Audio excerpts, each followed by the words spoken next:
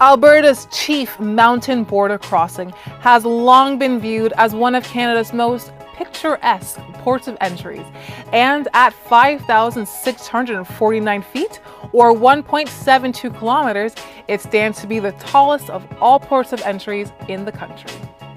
Although the port of entry isn't going anywhere, the opportunity to utilize it has, well, at least until the spring.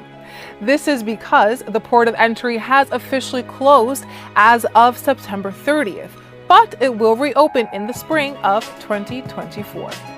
As mentioned, the chief mountain border crossing has the highest elevation of all border crossings in Canada, making it difficult to operate during Alberta's harsh winters.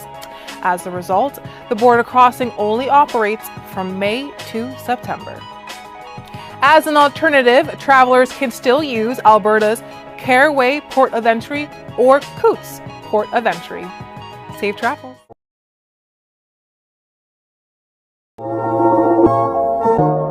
To combat Canada's extensive backlogs, the IRCC, Immigration, Refugees and Citizenship Canada, is expanding the use of automation technologies to help them process work permit extensions and post-graduation work permits more efficiently.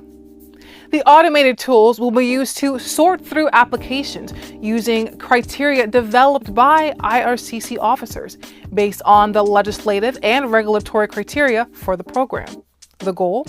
To help enable quicker decisions for some applicants.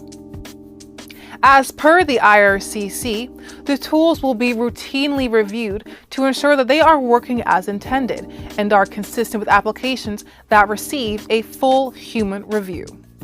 Keep in mind, only an IRCC officer can refuse an application. The tools cannot refuse or recommend refusing. The tools are meant to sort, assign, and assess applications.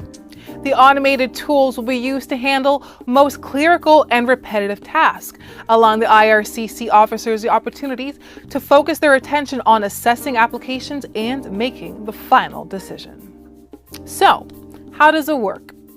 According to the IRCC, the eligibility function of the tool identifies routine applications for streamlined, simpler processing, accelerating their work. When reviewing an application, the tools will assess whether this is a routine case.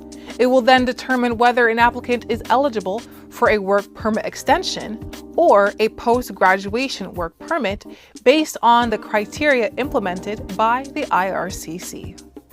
The file is then sent to an IRCC officer to determine if the applicant remains admissible to Canada and make the final decision.